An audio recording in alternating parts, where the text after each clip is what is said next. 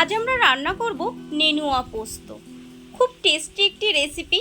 চলুন দেখা যাক কিভাবে তৈরি করছি এই রেসিপিটি। এগুলোকে আমি খোসা ছাড়িয়ে নেব। প্রথমে আমি আগে একটু ধুয়ে নিয়েছি, তারপর এগুলোকে খোসা ছাড়িয়ে নেব।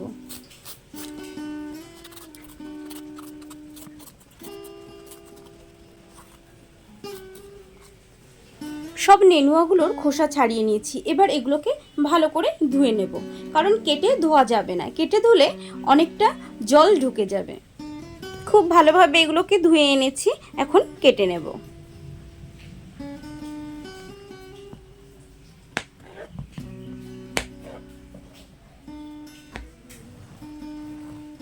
একটু ছোট ছোট করে কেটে নেব।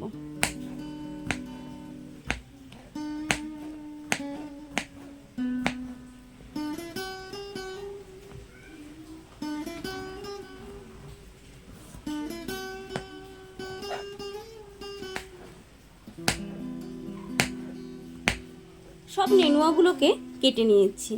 এখানে আমি একটি বড় সাইজের আলুকে ছোট ছোট করে কেটে নিয়েছি। আমরা একটি মশলা তৈরি করব, তার জন্য দেব পোস্ত। এখানে আমি 2 চামচ পোস্ত দিলাম। দেব 1 মুঠো চীনাবাদাম, 3টি কাঁচা লঙ্কা পেস্ট করে আনবো।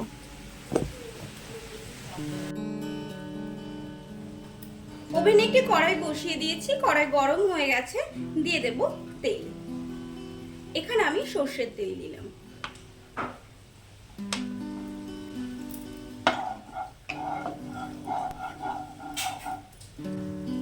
তেল গরম হয়ে গেছে। দিয়ে দেব 1/2 চামচ কালো জিরে।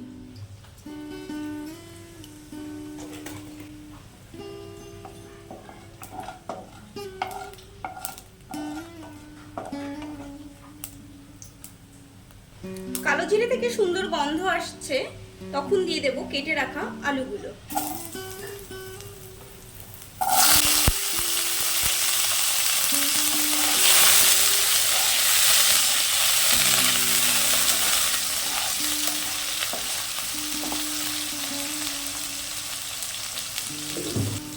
দেব স্বাদ মতো নুন,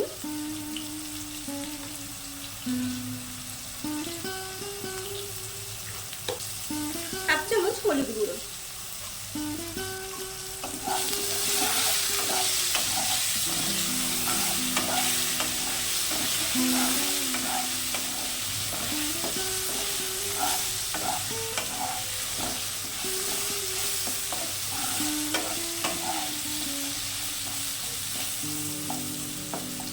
আলুগুলোকে লাল করে ভেজে নিয়েছি। এখন দিয়ে দেব পোস্ত, বাদাম, লঙ্কার পেস্ট।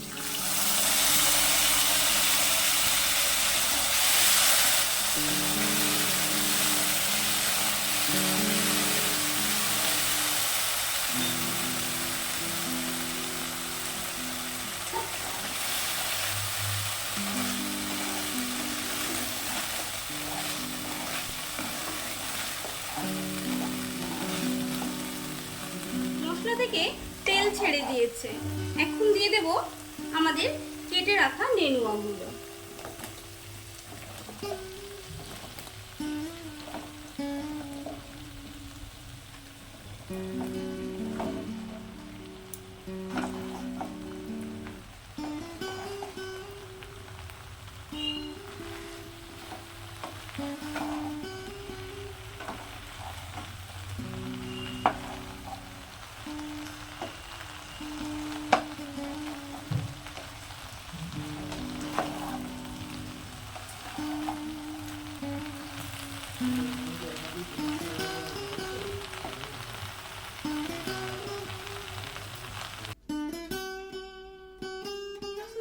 ঢাকনা খুলে দেব।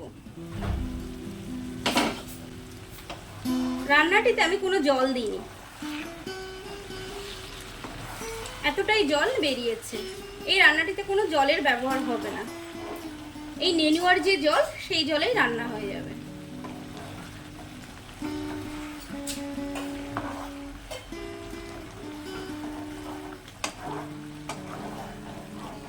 কিছুক্ষণ না ঢেকেই রান্না করব।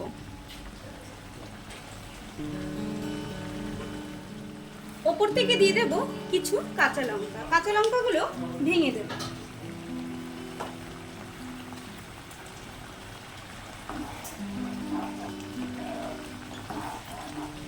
কাঁচা লঙ্কা দিয়ে আরো 2 মিনিট মতো রান্না করে নেব। দেব সামান্য সর্ষের তেল, এই হাফ চামচ মতো সর্ষের তেল দিলাম। দেব হাফ চামচ চিনি।